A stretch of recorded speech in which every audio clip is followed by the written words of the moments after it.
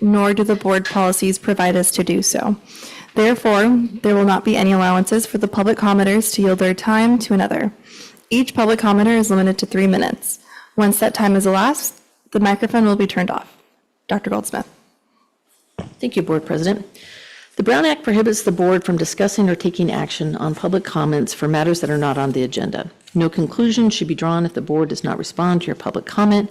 However, your comments are valued and appreciated. A timer on the screen will show each speaker's time. If you'd like to speak on an agenda item for public hearing, please wait until the public hearing is called on to speak in that item. If the board doc timer freezes, which sometimes it does, General Counsel Corey will use a timer to allow the public commenter to know their time has elapsed. The order of public comments will go as follows: advance notice Zoom attendees, advance notice in-person attendees, and then Zoom attendees. We'll now call on and unmute any individuals who provided advance notice of their intent to make public comment via Zoom. Ms. Nitzel, do we have any advance notice Zoom commenters?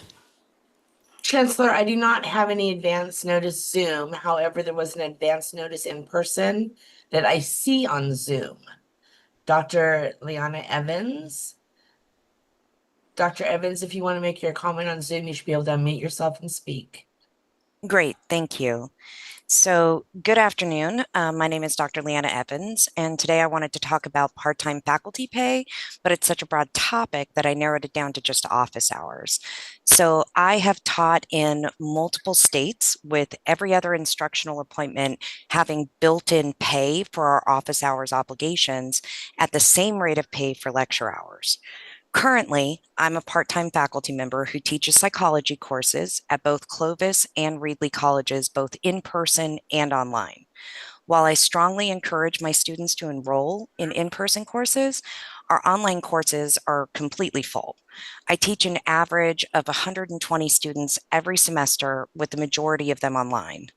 Under the current guidelines, if I want to get paid for providing office hours to my 80 to 100 online students across 2 different campuses, I have to provide the vast majority of those office hours in person based on the understanding of the MOU regarding office hours. At the max, I can only get reimbursed for up to 14 hours of office hours every semester for all 3 courses that I teach. They are different subjects because I teach multiple courses across different campuses. And these office hours are critical to provide support to my students to understand the assignments and receive feedback to maximize their performance. What this means in practice is that I can only provide 3.5 hours of individualized office hours per class every semester, and 11 of those 14 hours have to be provided in person, despite the fact that 90% of my students are enrolled in 100% online courses. It's ridiculous that faculty are required to show up in person to deliver these services to students who may have never set foot on one of our campuses. Plus, which campus do I choose? Which course do I prioritize? How do we accommodate our students or our faculty with disabilities? I strongly encourage the board to reconsider the appointment of online office hours to be 100% aligned with the format of courses that we're teaching, and for a greater number of paid office hours aligned with each individual course, rather than allotting them as a whole, where I have to make complicated decisions about how to distribute that time. So I appreciate your attention, and that's what I've got. Thank you. Thank you. Ms. Nitzel, is there any other, I know you said you didn't have any advance notice commenters, but is there anyone else that was an advance notice but maybe on Zoom? No, there is not, Chancellor. All right, okay. We will now call on individuals who provided advance notice of their intent to make public comment in person. When called on, please come up to the podium and make your comment. Ms. Ferry, I believe we have a couple of those. We do. All right. We have 2 advance notice in persons. They're Maya Gonzalez and then Samantha Brookshire.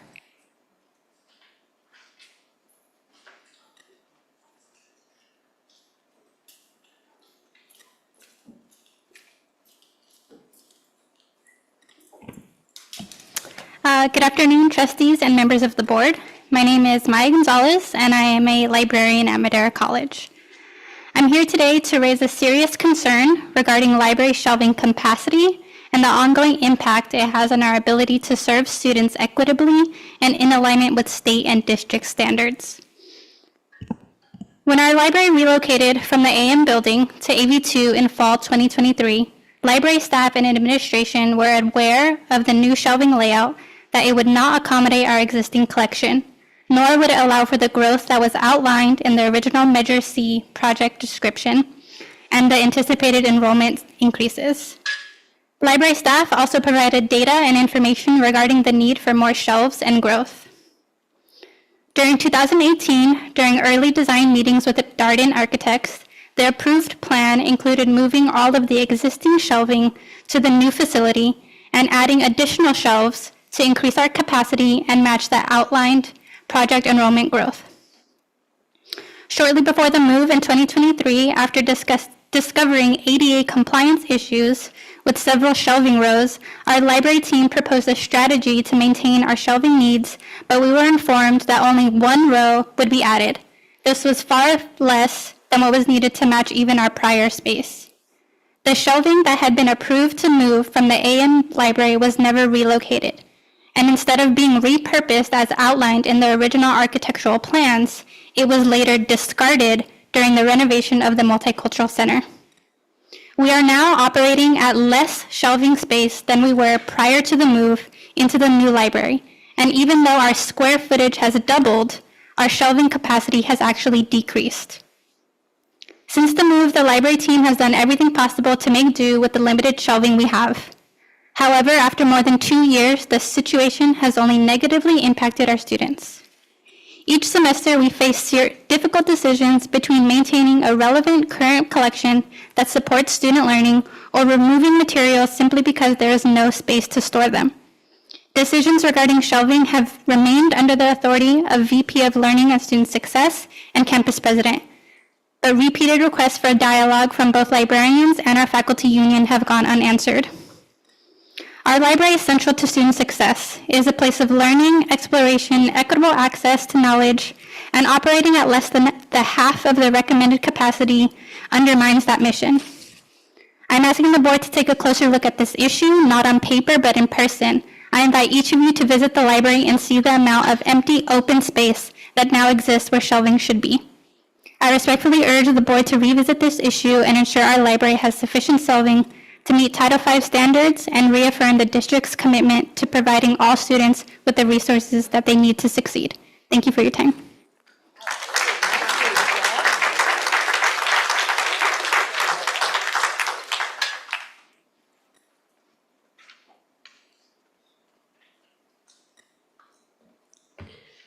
Hello, I'm Sam Brookshire, SCFT Executive Vice President, and today I'm here to support our wonderful faculty in this district. Many of my faculty members over the last months have asked me to listen to their concerns, their struggles, their needs that are not being met by the district currently, and I realized as I began writing this comment that the reason this is all happening is because our chancellor, board, and other administrators do not understand two things. Number one, true morality requires that your actions and words have to match.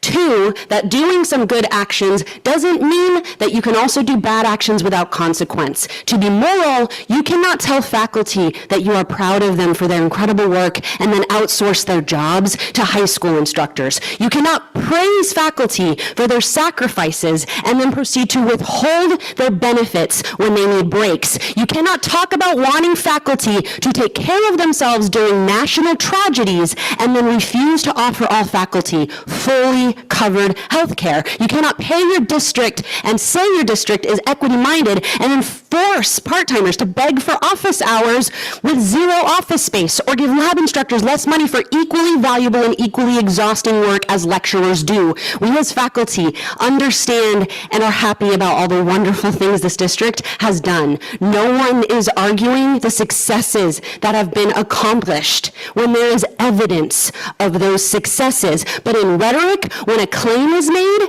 and the evidence does not support the claim, the argument is invalid. Stop telling your faculty about all the good you've done and start listening to the consequences of some of your bad actions. When you finally do that, you are faced with a choice. Your faculty have thought this through and have our own choices we are making.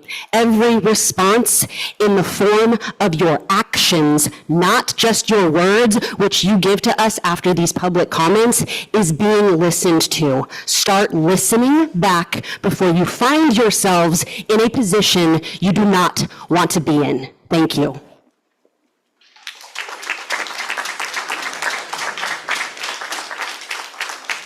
That concludes all of our in-person advance notice commenters. We'll now move to the request to address the board forms, which we have several of, so I'll be calling them up 3 at a time. The first 3 are Kate Hussein, Todd Kandarian, and then Lynette Cortez Howden.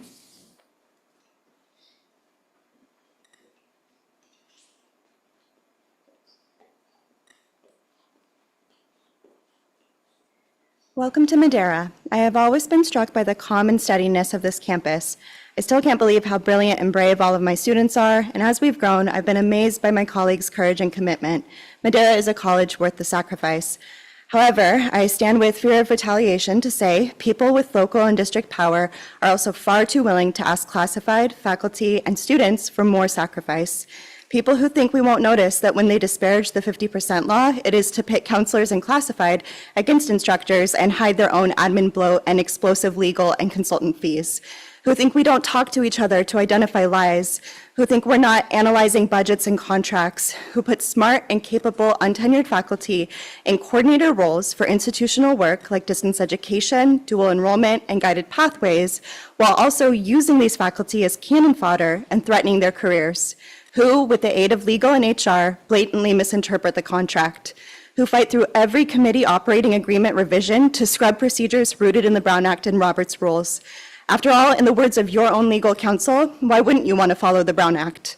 At this time last year, you were violating the Brown Act with your prepared statements about our academic senate's resolutions which were needed communication per ASCCC. You were ignoring communication, individual and from our faculty's governing body, about participatory governance, faculty rights, and basic working conditions. You are misinforming the public, characterizing this as a threat on administrators' jobs and farm worker opportunities, and weaponizing our own community against us. You came in with blatant threats and hoped you could force us into silence. You have not been successful. You still will not be successful, no matter how often consultants advise you to use the phrase, a path forward. For faculty, Madera is not a stepping stone on a path forward to higher positions. This is our home. We desperately want to face our problems head on and build something better. I don't want a path forward that involves having custodians who sacrifice their bodies through excessively high square footage responsibilities per employee, spend weeks cleaning a distillery for a non-existent program which siphons money from existing programs on top of their work at both Madera and Oakhurst. I don't want a path forward that rewards retaliation. I don't want a path forward unless we fix what's broken first.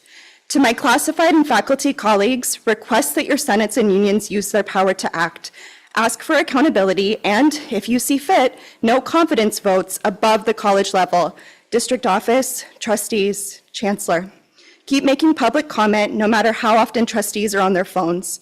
Make them look you in the eye and see that they can't write you off. Escalate to the state chancellor and board of governors. Speak truth of your working conditions and rights to power.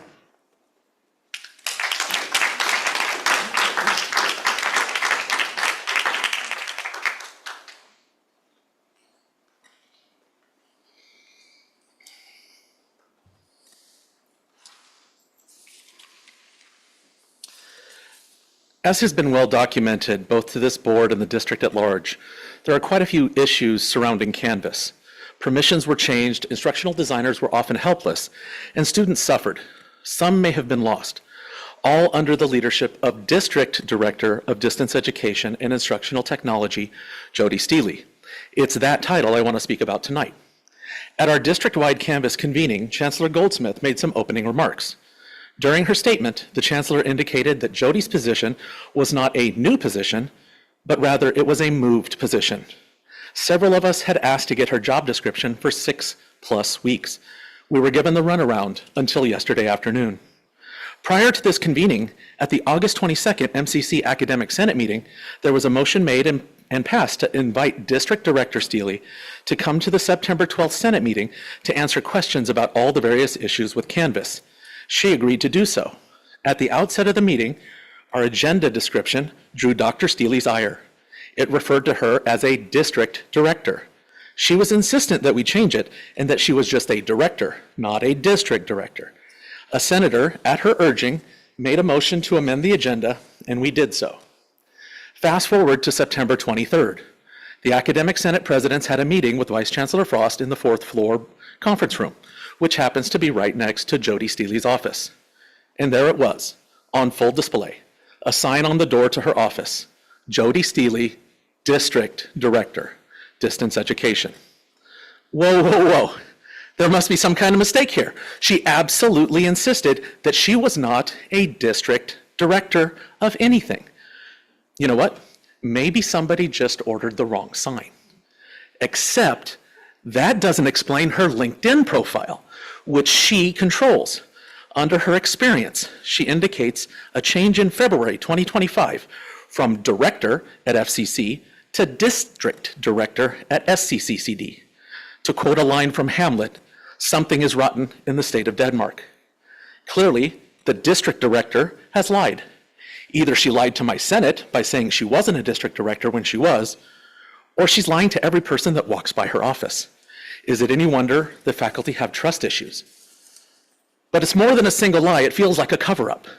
The unwillingness to provide a job description, the statement by the chancellor about a moved position, the insistence by District Director Steele that she's not what her door says she is. Is this actually a moved position, or is it a new position that violated legally mandated hiring practices? I wish I knew. What I do know is this: when I take the last cookie from the cookie jar in secret, I make sure not to leave a trail of crumbs that'll give me away.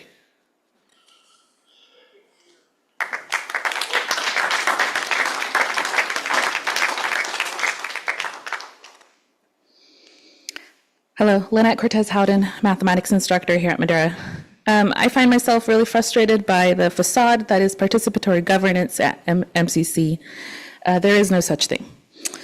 Faculty spend hours of time going over committee operating agreement plans, proposed policies, and more, and for what? Our input is ignored, and the supposed governance documents and district policies are continuously violated without any repercussions. What is the point of reviewing a committee operating agreement when President Reyna stood in this room a month ago and threw those agreements in the trash by stating that administration unilaterally has the authority to set committee meeting modalities? Just last week, he tried to force through a version of a participatory governance handbook that the Academic Senate has never seen. The basic governance principles that are described in the handbook itself were ignored, and he fails to see the irony in it. But that's probably because he seems to have a deep disdain for those principles. It's been more than a year since I was on this very podium addressing this same body. Back then, it was in my capacity as Academic Senate President, and I urged you, I pleaded with you to address the significant issues that we were having with President Reyna's administration. Except President Reyna is your appointee. He's your representative. It's not his administration, it's yours. You've had more than enough time to provide the mediation that the Academic Senate asked for, and we know Chancellor Goldsmith botched that and gave her goddaughter thousands of dollars for nothing. No mediation took place, so what services were rendered? What did y'all pay for? President Reyna claims to act in your name and with your support, and it's time that faculty believe that, and I'm only sorry that it took me so long to realize that myself. Faculty, the Board of Trustees and the Chancellors do not care about your concerns. If they did, they would have addressed these issues. So what are we going to do about it? Do we allow it to continue? They already tried to end the career of one of our colleagues last year. Literally tried to fire her. And they did not back off out of the kindness of their heart. It took comment after comment after comment, plea after plea, appeal after appeal, just so they wouldn't fire Aaron. for rightfully speaking her opinion on what was happening on our campus. Yesterday it was Erin. Today it could be me for speaking up today. Tomorrow it could be you. Thank you.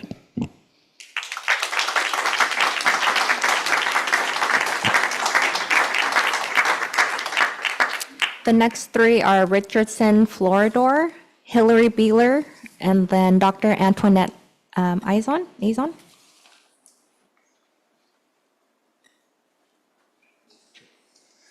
Good afternoon, y'all. I am Richardson Floridor, a biology instructor here.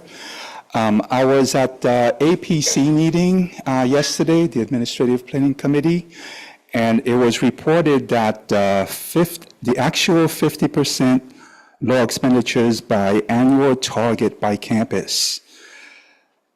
Clovis, no less than 60%. Madera, no less than 58%. Ridley, no less than 59%. Fresno City, no less than 60%. And then I was sitting, I was like, who decided that?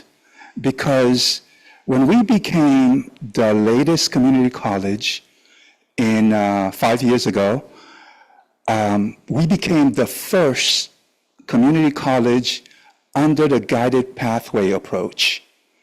And the guided pathway approach specifically uses multi-college district, that umbrella for each college to have their individuality, to grow in the manner that they saw fit, based on their population, based on their student body, based on their community needs.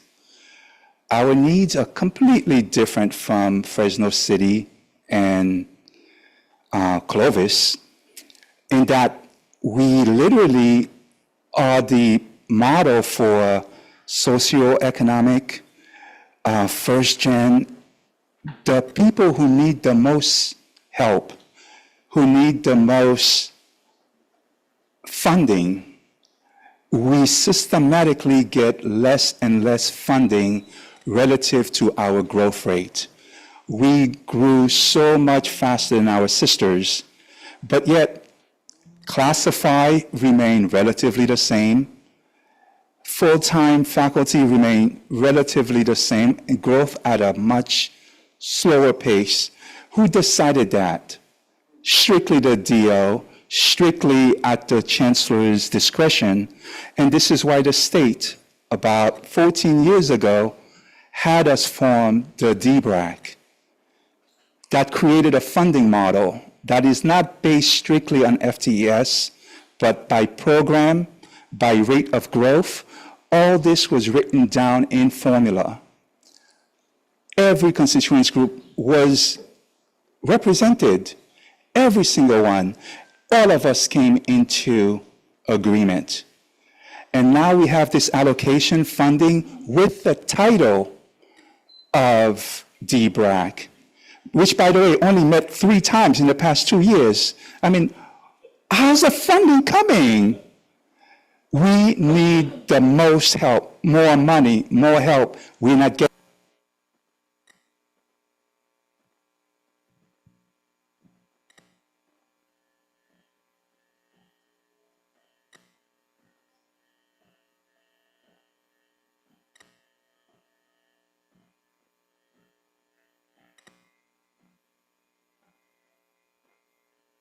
Committee Chair.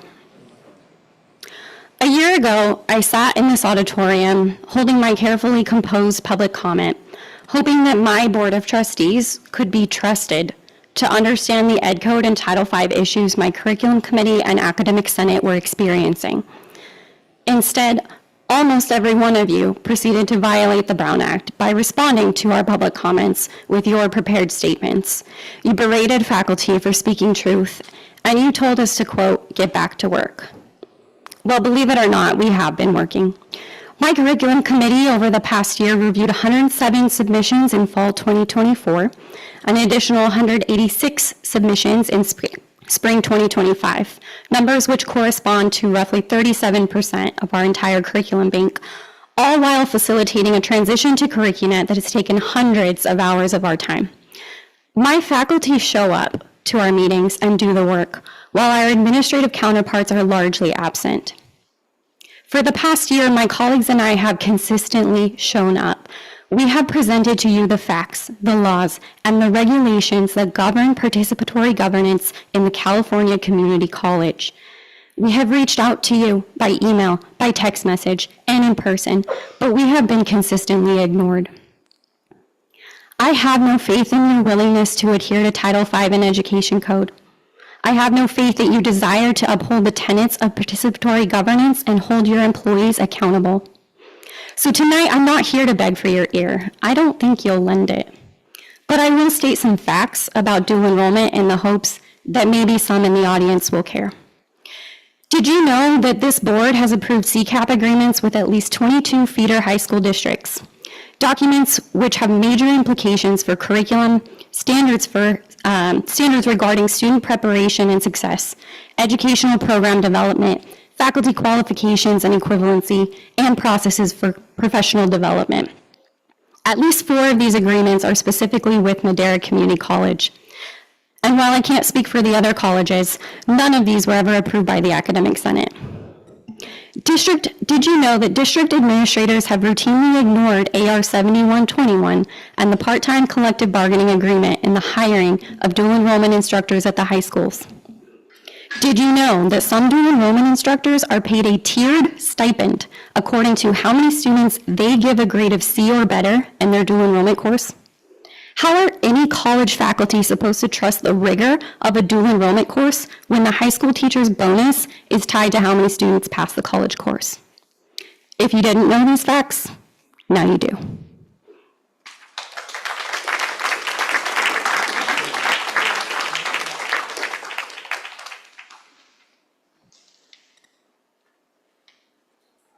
Good evening. Dr. Antoinette cannot be here. Dr. Antoinette is on, so I'm speaking for her. This is her comment. Good afternoon, board members, college administrators, faculty, staff, and community members. My name is Dr. Antoinette Izon. I, the tenured faculty in psychology, human services, and the newly created and accredited addiction and drug studies program here at Madera Community College. Aside from being a faculty under multiple disciplines, I wear several hats for Madera. I wish I could be there in person today, but I'm currently teaching one of my classes. So thank you to the SCFT Union for reading this letter from me. Are we delivering college courses in the context of dual enrollment? The SCCCD, in conjunction with the ASCCC, establishes the criteria to identify the minimum qualifications of faculty that can teach under a discipline at the community college. With regard to part-time faculty, this is further supported by AR 7121 6.1. The department chair or his or her designee, together with subject area faculty, shall review applicant files, select and interview potential candidates, and recommend instructors to the appropriate dean. 6.2. The area administrator shall recommend for employment only candidates recommended by the department. But what happens when disciplined faculty are not consulted prior to a faculty being hired? Could there be an issue with minimum qualifications not being met? Advanced placement credentialing does not necessarily mean the faculty is equivalent to the minimum qualification standard. Proper vetting is still needed. So why are disciplined faculty removed from the process as outlined in AR 7121 as it applied to part-time faculty? Furthermore, what would happen if student performance is tied to compensation? Would the faculty feel pressure to inflate the grades to get higher compensation? One of the CBAs from a Madera Community College Service Area School District provides their faculty stipends for dual enrollment using a performance-based calculation, the number of students who pass a course with a C or better. As faculty, our role and responsibilities as outlined in the Title V and AR 2510 have been taken away. So I ask again, are we delivering college courses in the context of dual enrollment? Are the faculty meeting the SCCCD minimum qualifications? I certainly do not know, since I was not part of this process. My responsibility as disciplined faculty is outlined in AR 7.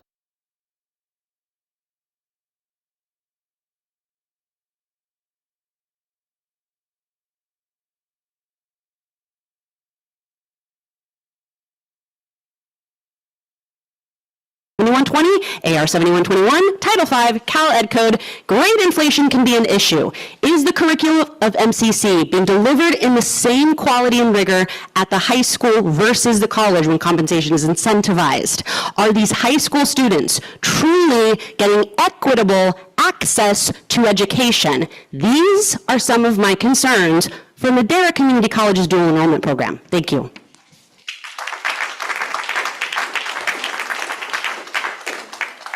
The next three are Keith Ford, William Mask, and then Doug Gong. Is this me speaking for me or me speaking for someone else? Okay. Bear with me, please. Now, this is someone else's comment. All righty. Good evening. With the hiring of and the installation of new leaders, there seems to be a foregone conclusion that previous harms and missteps will be forgotten, if not forgiven. This is no cut against new hires, but this Etch-a-Sketch impulse, which highlights a kind of aspirational amnesia, fundamentally avoids the main question. Why should we trust you now? Not necessarily as individuals, and certainly this cannot be fairly directed at new hires like Drs. Holt McDonald and Whissen Hunt, both of whom seem to be honest, intelligent, well-meaning public servants who have been kicked into very turbulent waters. But as a district body in totality, should we trust you? Much of this has to do with the precipitous decline in constituency power presided over by the current chancellor. It has to do with the gaslighting style of management, which is now the standard. It has to do with kindness and grace, quote unquote, for me, but never for thee. It has to do with the corruption of our colleagues, the corruption that our colleagues, the SCCD insiders, have exposed and painstakingly analyzed. If you haven't yet, read their articles. We academics are, by and large, a hopeful bunch.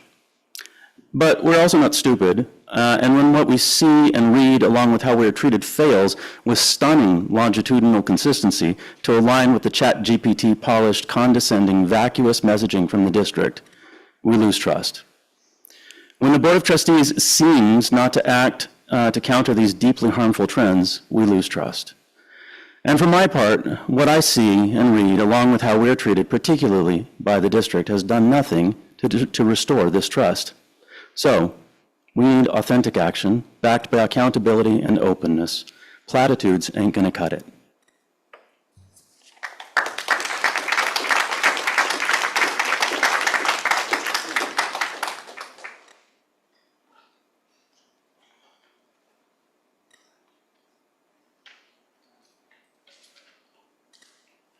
Hi, good evening, everybody. How you doing tonight?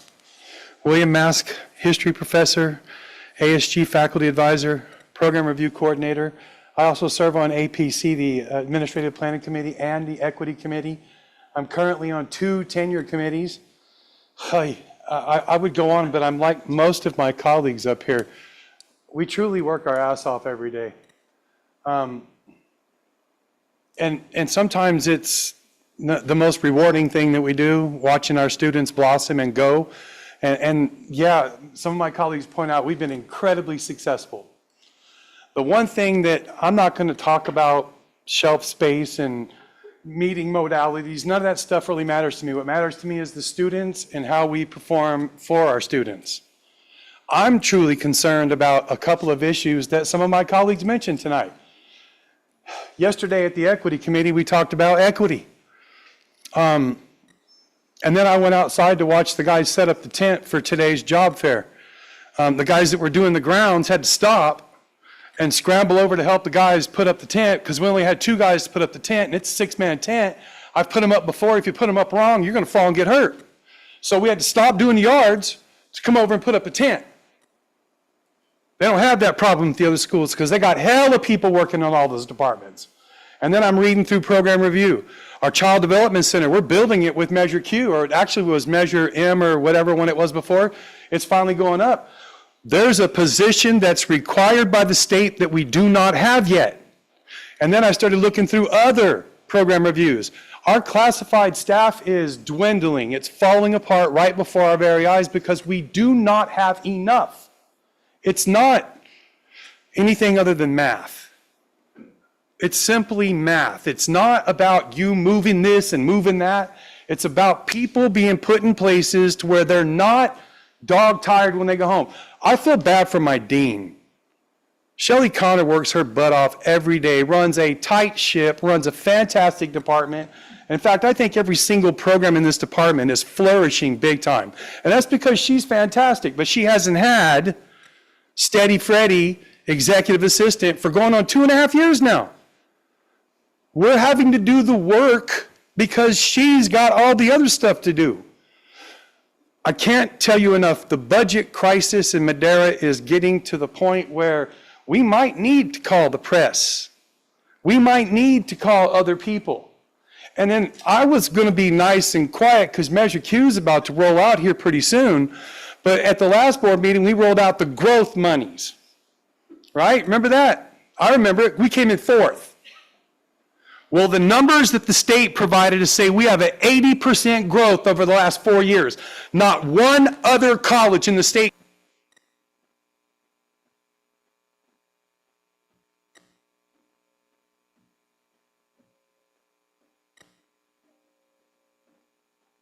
Going to preach equity. Madam President, the time has passed 3 minutes. Practice equity when it comes to passing out that money.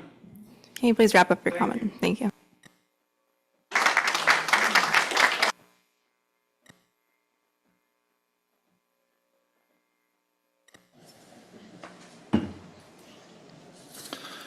Hello, my name is Doug Gong. I'm a full-time math instructor at Reedley College.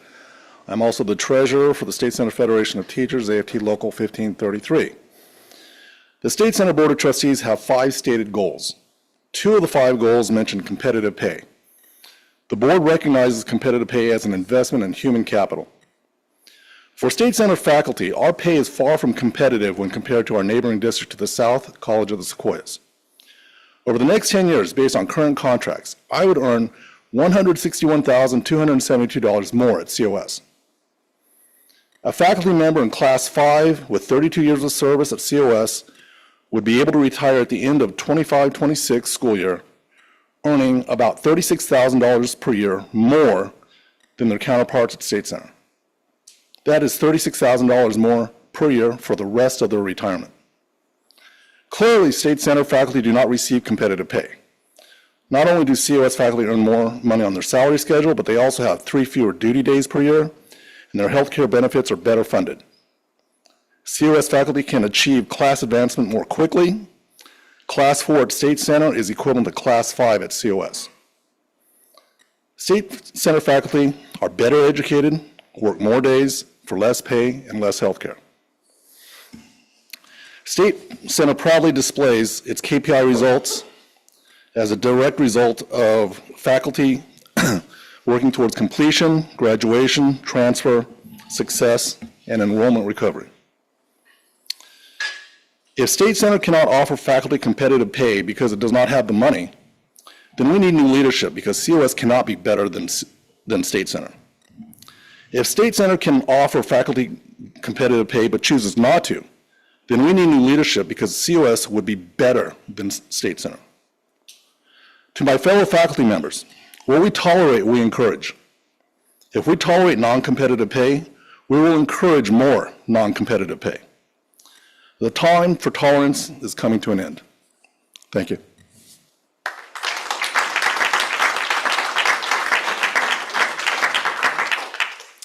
The next 3 are Susanna Escobar, Jamie MacArthur, and then Ryan Hirata.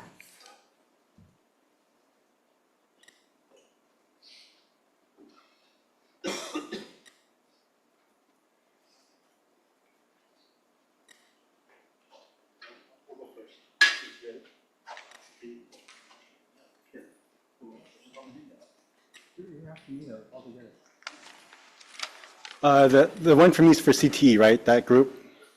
Okay. So there'll be several of us speaking. So just like last time, we'll just all come up and we can just go. Cameras over there. Okay.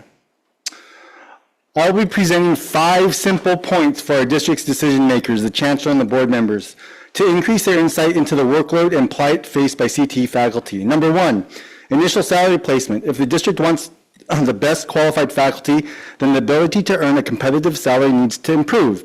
Not only is the district's current salary salary scale drastically lower in comparison to other local college districts, but there's also a large compensation discrepancy in comparison to the pay standards found in the CTE industry, which many of our most qualified faculty come from, programs such as HVAC, RN, nurse, and dental hygiene, and others too.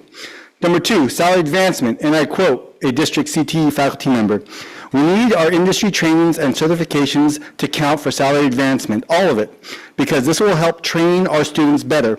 This is more important than some upper division general coursework." 3, workload. CTE instructors provide instruction in lecture and lab courses, prepare lab courses, clean up after lab courses, and are expected to coordinate and organize advisory boards, coordinate most, if not all, of the activities and events for the program, responsible for keeping up certifications, licensures, and accreditations as professionals, and are relied on to ensure the program maintains the credentials. 4, industry standards versus educational muck. Companies must be easily adaptable to keep up with industry standards, which is completely contrary to how the educational muck operates. CTE faculty are constantly fighting the red tape and consistently face issues accessing college and foundation funds, which makes it practically impossible to provide state-of-the-art academic programming. Within educational systems, and especially within our district, everything is done at a slower pace in comparison to industry, such as hiring, firing, acquisition of technology, new equipment, and changing processes. Industry timeline is now. District timeline is in 6 months to a year, and by that time, the industry is moving on to the next latest and greatest, which results in antiquated, slow, and obsolete academic programming. 5, lab LHE. In addition to previously mentioned concerns from last BOT, CTE faculty would like to add a reinforcing perspective.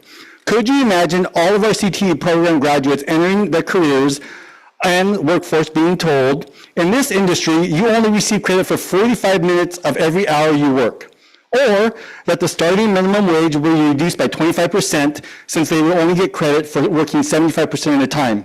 Once again, in every other profession, the industry standard is 1 hour worked is 1 hour of work credited or paid. Why is our district standard so inequitable? Finally, all of these issues lead to other problems, such as difficulty hiring CTE instructional positions, burnout, and most of all, CTE faculty not being valued or supported. Thank you.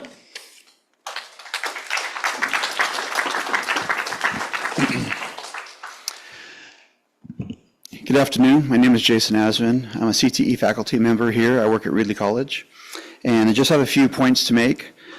So first of all, career technical education is a backbone of our district. This is where we could take our students out of poverty and put them into the workforce very quickly, very efficiently, and it gives them the opportunity to elevate themselves, and that's how we elevate our community. So the backbone is built on CTE. Yet CTE faculty members, we're treated as second-class citizens. When we work, most of our effort is not in the classroom. Most of the effort that we put in is prepping our programs for our students. It's working with the industry to make sure that everything that we do aligns with what industry needs. We have to work with our licensing agencies. In the case of, my program, it's the FAA. It takes many hours of coordination to do all that. We have massive budgets that we have to manage. We have to procure supplies. We have to prepare the supplies, get those ready for our students. Then we have to manage a group of students that are working with equipment, there's safety concerns. We have to make sure that they're doing this in a safe way and they're effective. So we're managing 30 students at one time. It's exhausting. I would much rather teach an hour of lecture and just come in and deliver that material and be done. But instead, I'm putting in 3, 4, 5 hours of prep time just to set up my labs. And then the whole time, I'm stressed out. I'm really worried about the safety of the students, making sure that I'm effective as an instructor. And at the end of the day, when I'm successful, I see those students leaving my program, going into industry, and making a living for themselves. But at what cost, right? I'm killing myself for only 3/4 of the pay that I would be getting if I was lecturing. Many of the students that we're putting into the workforce, within 5 years, they're making more money than we make. I have 20 years in the industry. I've been working for this district for 16 years. I have students that have gone through my program and they earn more than me, and they say, Mr. Asman, Why don't you come back out into the field? There's some money to be made out here.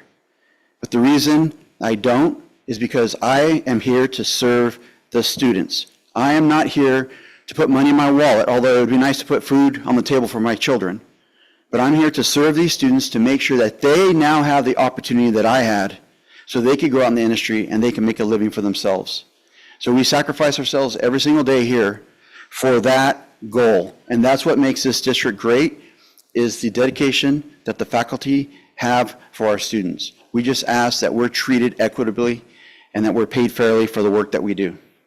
So I just want to say, if anyone here supports CTE faculty, can you please stand to be recognized?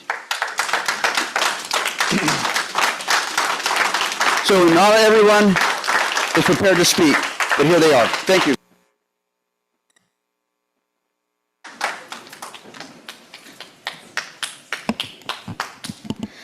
Good evening, trustees, chancellor, and members of the public. My name is Elizabeth Mosqueda, and I am a proud Career Technical Education, or CTE, faculty member at Madera Community College. I only have 3 minutes, but that's hardly enough time to describe how exhausting it has become to continually plead for the same fairness, resources, and recognition that ensure all programs, including CTE, are valued equally. First, on salary advancement. CTE faculty must stay current with certifications and industry training just to keep programs relevant and aligned with workforce demand. Yet the district refuses to count these towards salary advancement. I could take a class in English or history and move up the scale, but not in an OSHA certification, irrigation design training, or pesticide applicator update that directly benefits my students and the community. That's absurd for a district that claims to value career education. Next, on initial placement. When we're hired, we take a huge pay cut from our industry. Many of us could earn 2 to 3 times more outside education. When I was offered this job, HR wouldn't even tell me how my salary was going to be until after I said yes. I was incredibly anxious about accepting under those circumstances and almost said no. Third, we've now learned that we are the lowest paid yet most highly educated faculty in the Central Valley. No surprise. Our chancellor's salary exceeds her regional peers by nearly $100,000. Meanwhile, faculty are losing ground at every level: placement, advancement, and workload inequities. Next, on workload. Madera CTE faculty don't just teach. We prep labs, maintain facilities, acquire equipment, make sure it's handled safely, and work on compliance, and manage budgets, often with little or no support. At Madera, we are fortunate to have 1 CTE lab technician, but that single position is expected to support plant science, ag business, mechanized agriculture, machining, welding, industrial technology, and truck driving.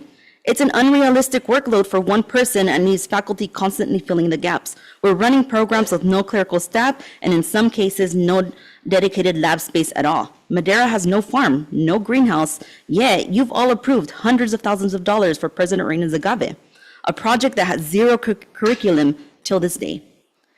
Next, on lab LHE equivalency. Getting paid 3/4 of an hour for every hour we teach is unacceptable, especially when our labs involve heavy equipment, fieldwork, and safety-sensitive environments. The STEM departments made this point last board meeting, and the CTE faculty are echoing it tonight. Our work deserves full credit. Now, to add insult to injury, the district is considering evaluating CTE faculty on the performance of our advisory committees. Advisory committees are meant to advise, not be a tool for evaluating faculty. And honestly, why would any of you be concerned about any of this? Tonight, when you review Board Policy 2730, board members' health benefits, I hope you take a long, hard look at what that says about priorities. The policy guarantees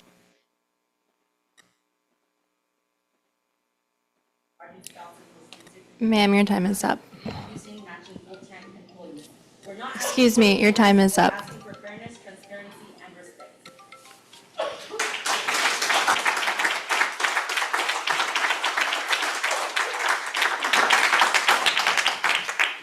All right, I'm back again, but I am now David Barnes. I'm an instructor at Fresno City College in the HVAC program. I came through HVAC right out of high school in fall 2000, started my HVAC career the next semester in spring of '01, working for a friend of mine while going to school. The thing I always appreciated about my instructors at the time was that he was still working in HVAC while he was teaching. This ensured that we got the most up-to-date information about technologies and equipment coming out, and it was not in the textbook.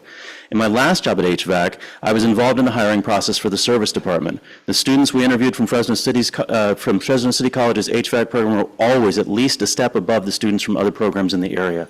The district should be proud of what this program has been producing for decades. I am. When I got an opportunity to come teach here, I had the desire to continue to provide the highest quality of technicians to our field. I saw this job as an opportunity to use my 24 years of experience that I had accumulated working in this industry to create the next generation of HVAC technicians. I was surprised, though, to find out that only half of the years of experience that I have were seen as beneficial to the district due to the cap on initial placement at Step 6. The message being sent to students is that someone with 12 years of experience is good enough to provide the best education. Shouldn't the goal be to find the best instructor to provide the students with the best opportunities? While we all have the same opportunity to apply for the job, there should be a difference in the compensation for the position based on the additional experience. On that note, I also want to address salary advancements for CTE programs. When looking at the contract, most of the CTE programs fall into Schedule C, which is for disciplines requiring any bachelor's degree or associates with professional experience. Never in my career have I needed a degree. When I came here to teach, I went back to school and got my bachelor's degree in business administration to get to Class 2. But for me to advance to the next class, I would have to take another 30, then 60, then 75 units to get up to Class 5. I have several industry-recognized certifications that I've worked very hard to get, and I maintain them over the course of my career. I would like to ask the board to consider giving CTE instructors equality for our salary advancement opportunities. Think of the student impact. Are the students going to benefit more from a CTE instructor doing continuing education to maintain industry-specific certifications and remain current in their field of study, or from the instructors taking an upper division class that has nothing to do with the industry in question? Each of my certifications, and I hold 7, take at least 8 hours a year in continuing education in that subject to maintain. In the private sector, technicians are given raises based on these certifications. How are we going to attract top-level people from the industries of our programs if we cannot even offer them a salary that is comparable to what they were earning at the top of their industry? I took a 25% reduction in pay coming here to teach compared to my last full-time position in the industry. I ask you to help us continue to provide the highest level of education to our students by giving more weight to industry-specific certification, continuing education credits. Thank you for your time. David Barnes.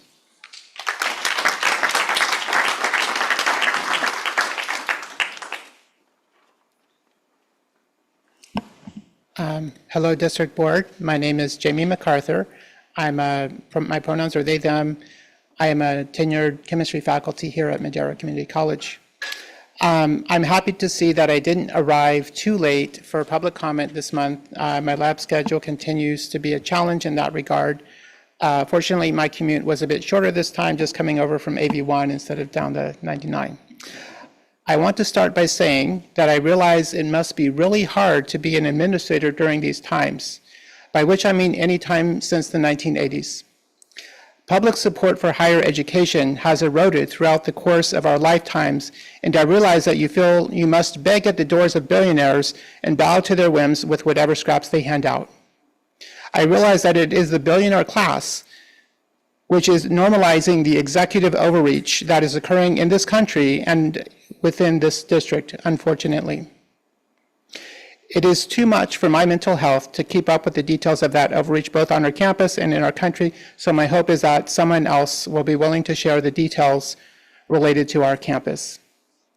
Instead, I will model what I wish our leadership actually looked like in the face of such seemingly insurmountable power, which is to speak on behalf of those who need the resources, to those who have the ability to do something meaningful about it. You, District Board, are the ones who can do something about it. I want to speak on behalf of our adjunct chemistry faculty I have come to know over the past decade, none of whom know that I had any intentions of making this speech.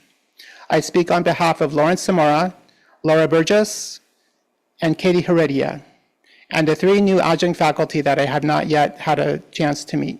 They were hired this semester. I also think of Mandeep Singh, Donald Damshan, Chakra Chakrasali, and Deeply, who have all moved on, most of them to more stable employment elsewhere.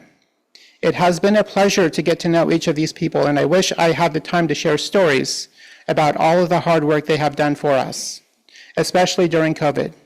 Suffice it to say that I know for a fact that they care about their students.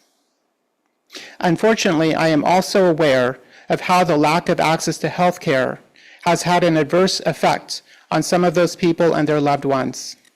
I do not have permission to share these details, so I won't, but I will just say that we can do better and we should do better. Access to health care is an issue of bodily autonomy, and we can't leave our adjunct faculty and their families behind. Thank you.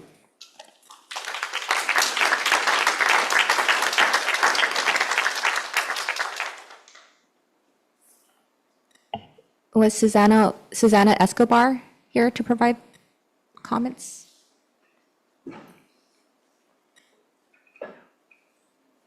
Okay, we'll move on to the next two. It's Brett Camacho and then Dr. Jerry Santos.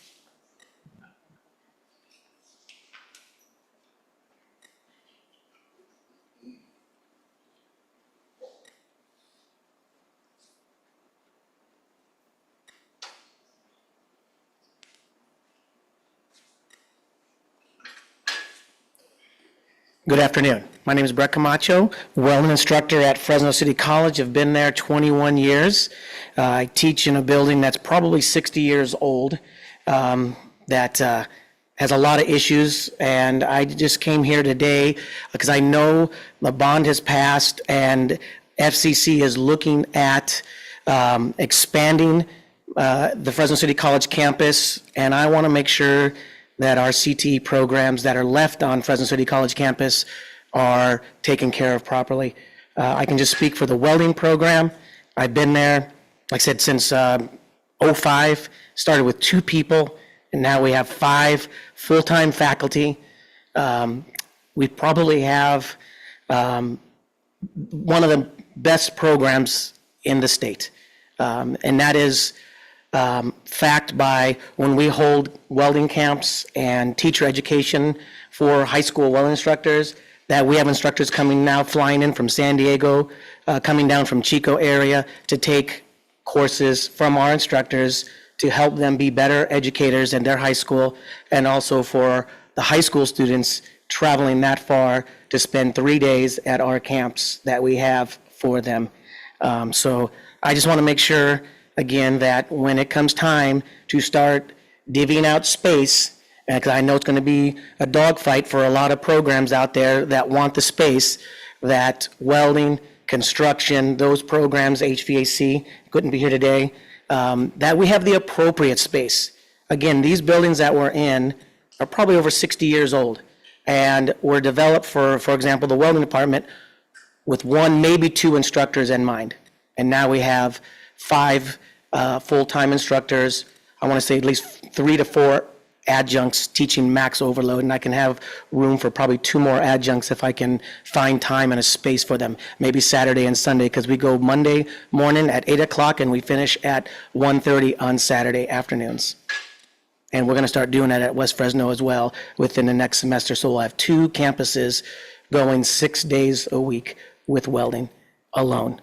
And so I just think it's very important that the school know that, the district knows that, and just for the recognition that I guess our instructors have done, I just found out today that we were named, Best Trade School for the Fresno area by Research.com. My Dean Becky Barabee, who is a great supporter of our program, forwarded that to me today. So I take exception to the word trade school. I think we're an educational institution. We do more than just trades for our students. We give them a career in welding, fabrication, and welding automation. Have a great day.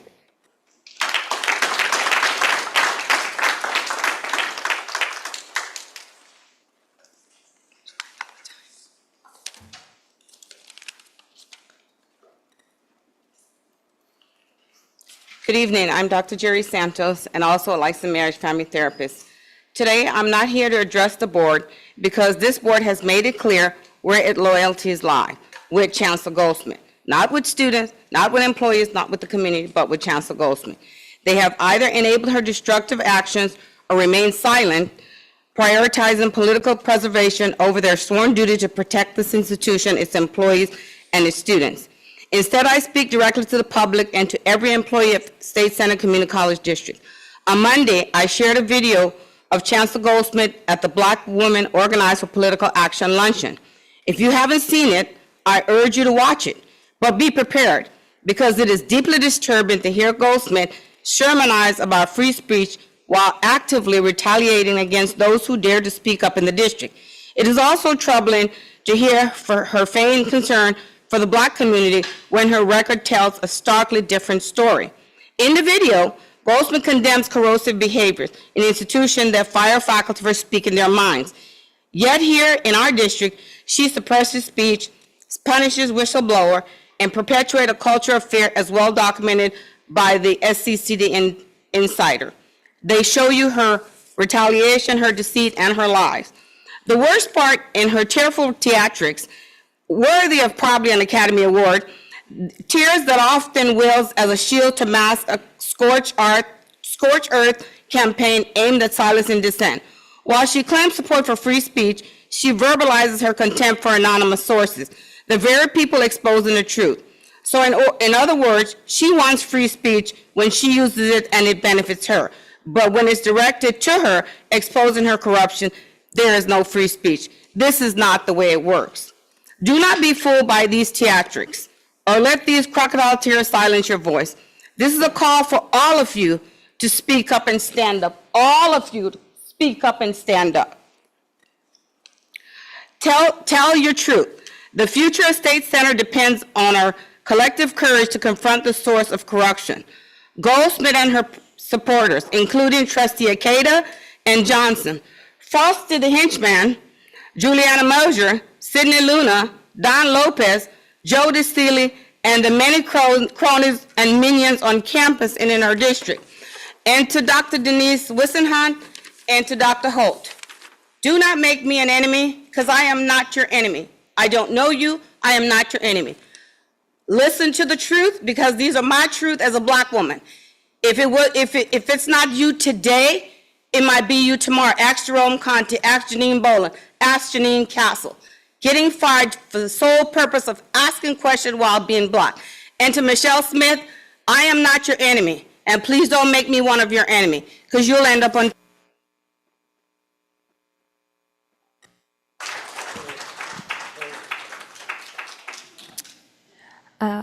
I've been told that Susanna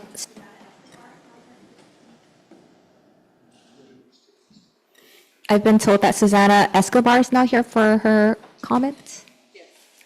And that is the last request to address the board form after Susanna.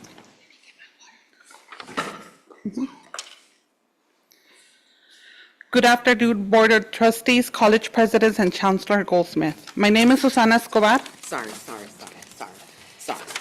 And I am a part-time CalWorks counselor at Fresno City College. I have proudly served our students in this institution since 2018.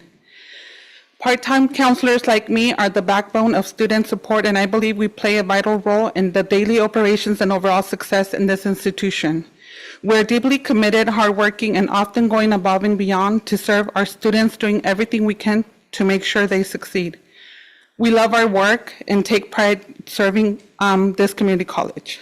But behind the dedication, there are very real challenges. Many of us struggle to afford health care insurance, a basic human need that directly affects our well-being and our ability to keep serving students at the level they deserve. For me, it isn't just a work issue, it's also personal. In addition to being a part-time counselor, I'm also a mother of 4 beautiful children, 1 son and 3 daughters. My family depends on the health coverage I receive through the district.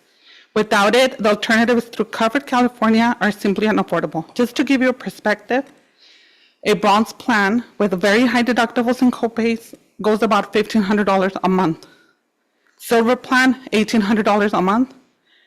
Gold plan, $2,200, and platinum plan, between $2,500 and $3,000 a month.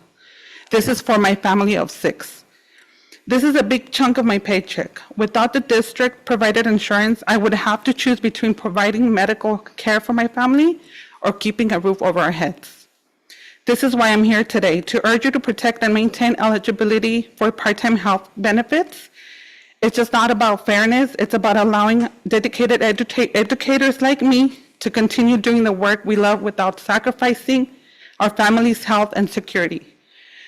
Providing healthcare benefits to part-time employees will demonstrate our institution's commitment, equity, and fairness. I hope that you all remember that behind every part-timer, there is a person, a parent, and a family depending on these benefits to survive. Thank you very much for your time.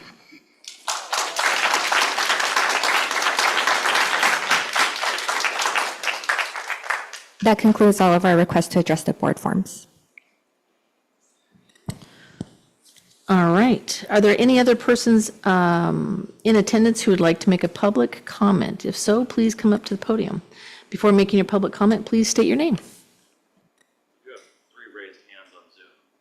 I'm not sure what's their intention. Okay.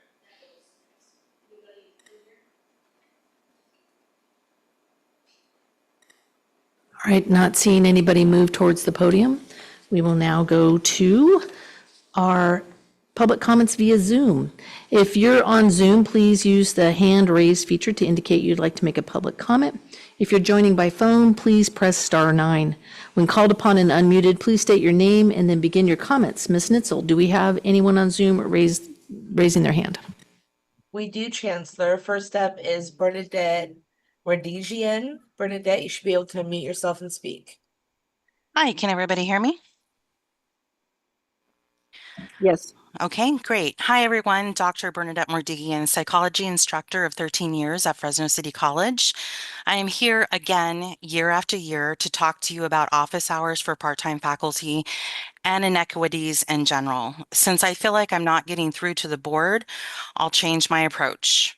Wage theft, when the district pays you less for lab hours. Wage theft, when the district pays you less as a part-timer to attend any meetings on campus. Wage theft, when the district pays you less as a part-timer to complete mandatory trainings. Wage theft, when the district does not pay you as a part-time faculty member to meet with your students for office hours. Stupidity, when the district knows the office hours are integral to student success and RSIs, but creates roadblocks for their part-time faculty to meet with our students, when they don't offer office hours during summer school, or even when it affects accreditation. Stupidity, when the district says it has no money or space to pay part-time faculty to meet with their students despite new buildings on every campus. Cruelty, when the district continues to divide its workers into haves and to have-nots to make one group work for free. We are not volunteers. Cruelty, when the district does not distribute COLA to us, yet makes us spend hours and weeks negotiating and fighting to get money that was already owed to us. It's cruel because your employees have been struggling to survive for years. Cruelty, not every part-timer has health care, nor can afford health care with the wages received. When the district gives paid time off and yearly bonuses for their admin staff, yet they don't pay their classified faculty and staff for their work. How dare anyone in this district get paid time off when you don't pay your employees for all of their time? Aren't you tired of hearing your employees beg for equal treatment? Aren't you tired of keeping up their oppression and wage theft? Stop these illegal practices. I am here to remind you that a superior judge in California found it illegal for unpaid labor for part-time faculty to continue. How long do you think your employees are going to stand for this sort of treatment? This district is in fear of what your employees might do. Well, you are creating an environment that is supporting a self-fulfilling prophecy. Thank you.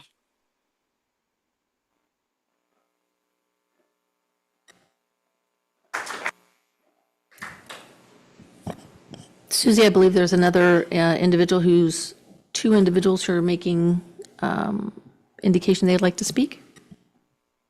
Yes, Chancellor. First up, we have Karis Johnson. Karis, you should be able to unmute yourself and speak. Can you hear me? Yes, we can. Thank you.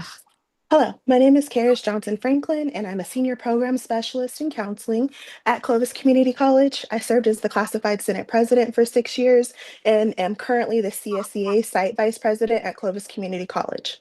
I'm commenting today regarding item 7.13, the first read of Board Policy 7220, simultaneous employment. If you review the track changes version of the document, you will see that the content of the document has been rewritten entirely. In the existing policy for simultaneous employment that has been in place since 2006, it outlines how full-time employees, whether academic or classified, are able to work part-time on the opposite side of the house for the district.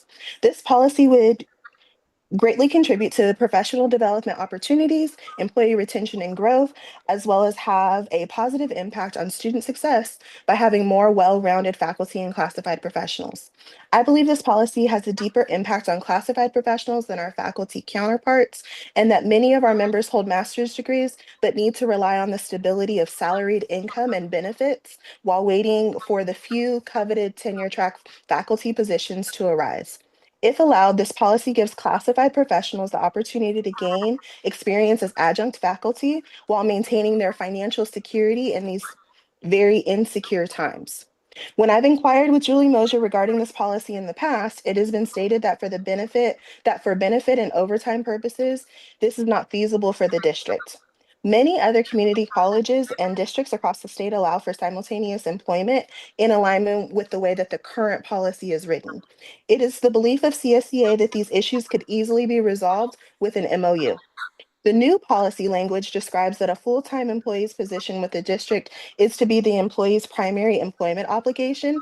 I believe that since this is such a huge departure from the original language and sentiment of the existing policy, this document should have been sent through the campuses for constituent review. While I support the new language and can understand the need for a policy of this sort, I firmly believe that it should not replace the current opportunities that lie in the existing policy. This is only the first read of the document. I ask that the Board of Trustees pull the item, and again, it is 7.13. Pull the item for review and request that the Chancellor and Vice Chancellor of Human Resources work with the appropriate groups to revise for a better document. Thank you for your time.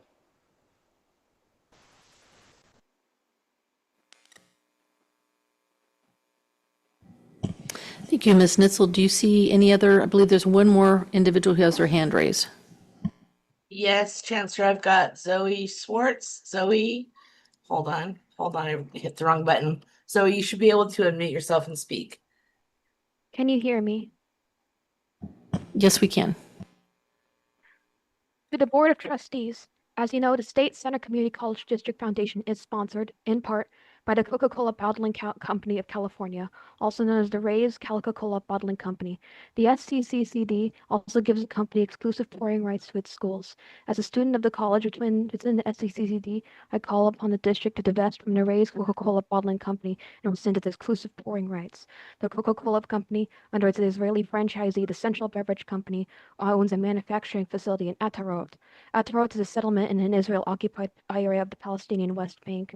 Meanwhile, its subsidiary Tabor Winery produces wines from grapes sourced from vineyards located on occupied land and settlements in the West Bank and Syrian Golan. According to WhoProfits.org, such settlements in both Palestinian and Syrian territory have been affirmed as illegal by the International Court of Justice in July 2024.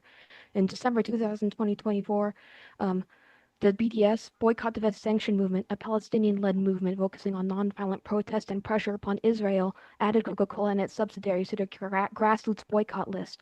Divesting from the Ray's Coca-Cola Bottling Company and rescinding the exclusive pouring rights will increase pressure on the Coca-Cola Company to stop doing business in the illegal West Bank and Syrian settlements and cease its complicity in Palestinian apartheid and genocide. Thank you very much.